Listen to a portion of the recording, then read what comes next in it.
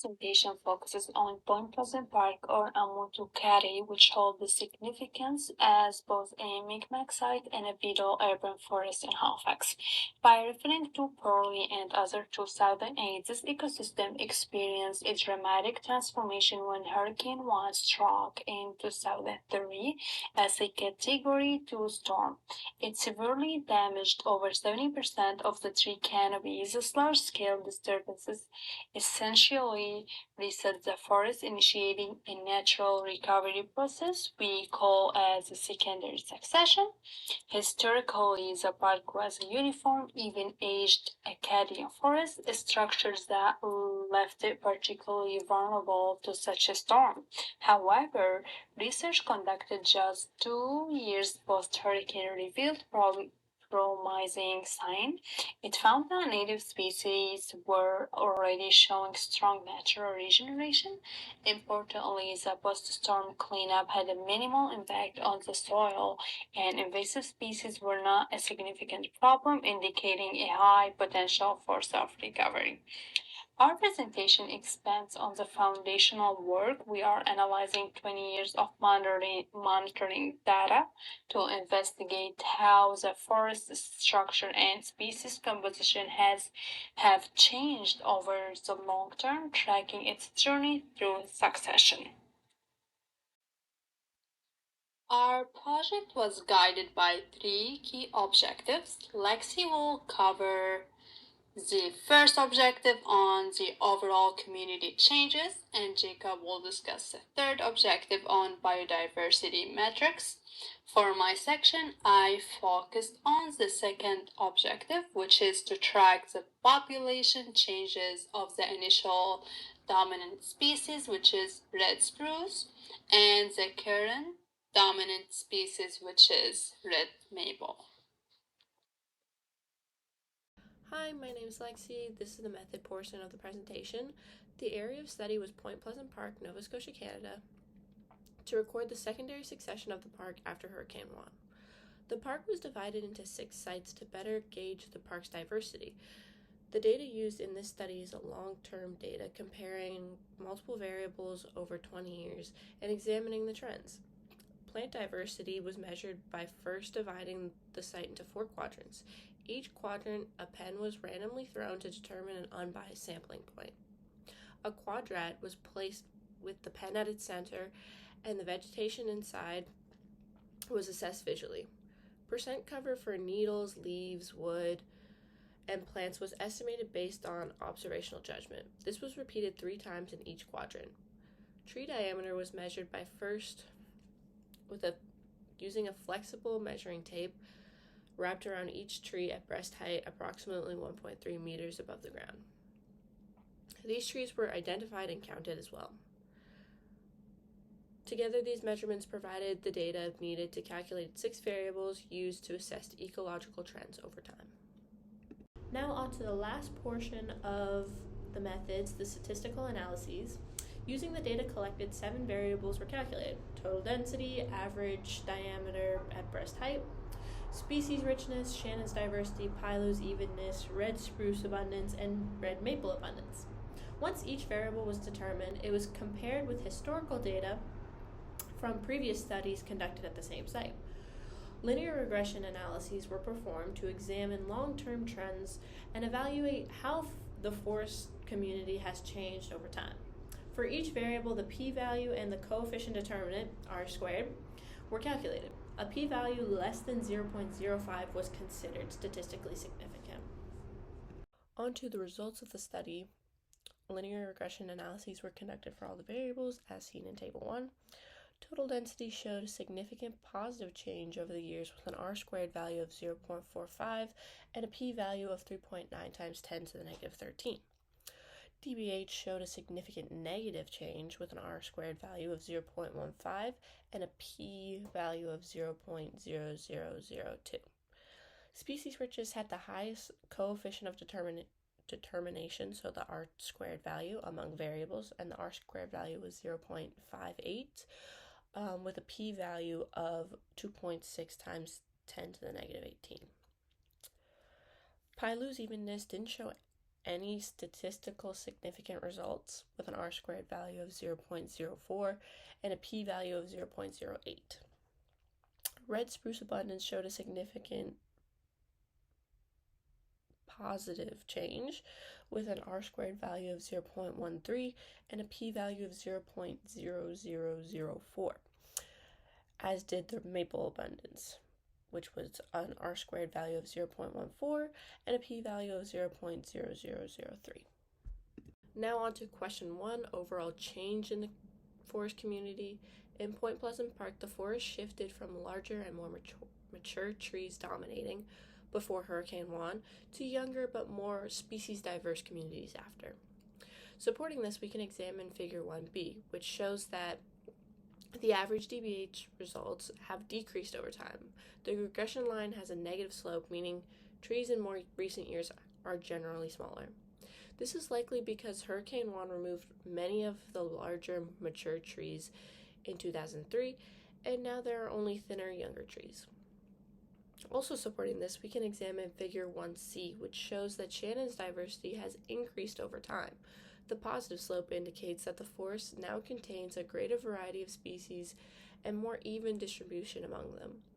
This increase in diversity is likely due to the openings created by the hurricane. This statement is also supported by Turchin's 2016 study on secondary succession in Point Pleasant Park over 10 years, which found a decrease in DBH and an increase in Shannon's diversity. Now for predictions for the overall community as the forest moves towards a climax community. As the forest continues to develop and move towards a climax community, we can predict that species composition and structure will gradually stabilize. Competition for light, space, nutrients will intensify, leading to self-thinning and an increase in average tree size as mature, shade-tolerant species dominate. Consequently, species richness and diversity may plateau or slightly decrease, reflecting the transition from early to late successional stages dominated by long-lived species such as red spruce or red maple. Thank you, Lexi. So now let's move on to question number 2. So to understand the forest's recovery, we track 2 key species. Figure 2a for red maple shows a strong, steep upward trend, indicating its population has increased very quickly. However, Figure 2b for red spruce shows a much weaker gradual increase, pointing to a slow but steady rise. These graphs provide visual evidence for our key findings. The reason for this divergence is in their fundamental ecology. For instance, the open conditions after Hurricane Juan were ideally for the fast-growing, light-loving red maple. However, for red spruce is a shade-tolerant species adapted for slow growth in a forest understory. This evidence strongly supports our initial hypothesis that pioneer species like red maple would dominate early. However, climax species like red spruce will begin a slower increase. This findings is not happening in a vacuum. It directly confirms the early regeneration patterns documented by Burley and others 2008 and aligns with established successional theory. The importance for the society is clear. It demonstrates the powerful innate ability for urban forests to recover on their own. This validates natural regeneration as a cost-effective strategy for city planning and disaster recovery, building resilient landscape for our community. Finally, we have thoroughly reviewed the data collection and statistical methods, and we confidently stand by the accuracy of these results and trends. On this slide, you can see a graph which shows the Pilau's Evenness Index, or J value, over the last 24 years of the studied ecosites in Point Pleasant Park. It includes the equation for the line of best fit and the coefficient of determination. Additionally, you can see a negative slope in the graph.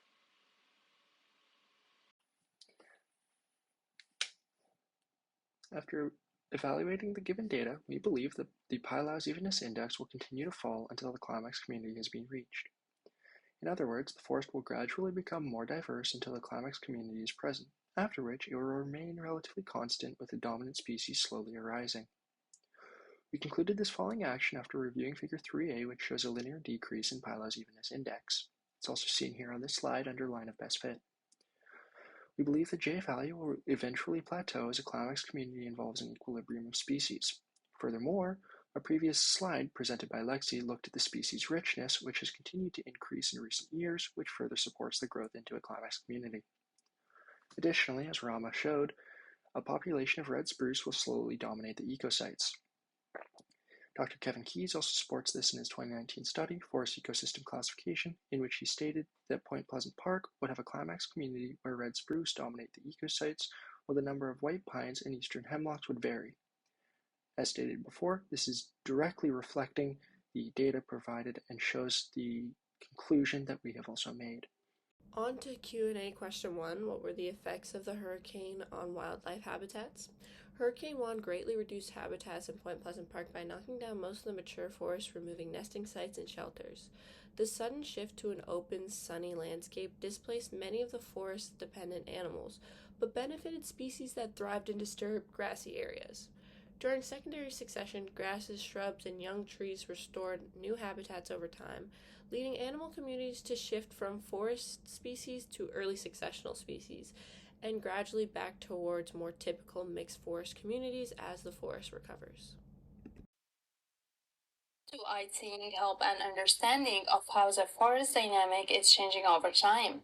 Applying 2I think revealed that the forest is not just undergoing biological process secondary succession, but a holistic renewal.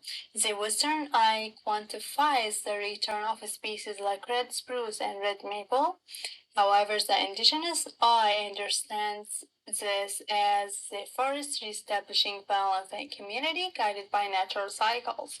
Together, they show that the hurricane was a reset within the land's long-term story of resilience, teaching us about healing and interconnectedness.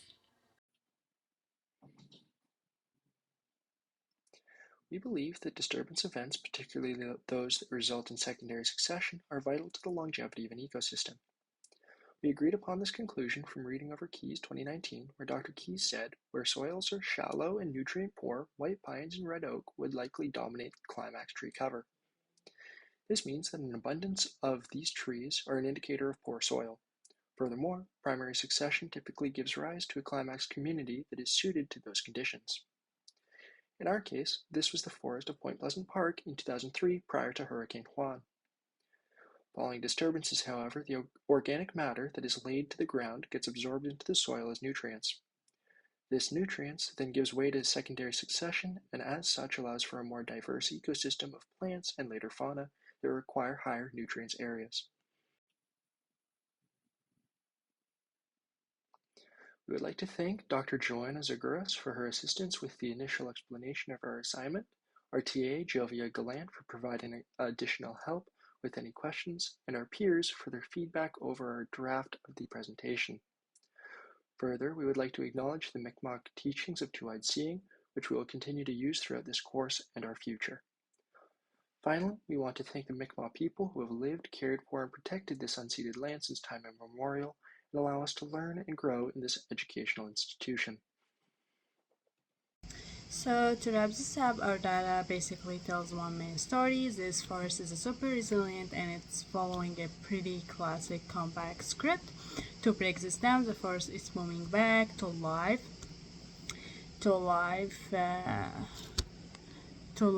All our numbers on tree density, species variety, and overall diversity are way up, which is solid proof that successfully rebuilding itself. And our prediction were right. So just like we thought, fast-growing red maple jumped is the first to take place over the one space.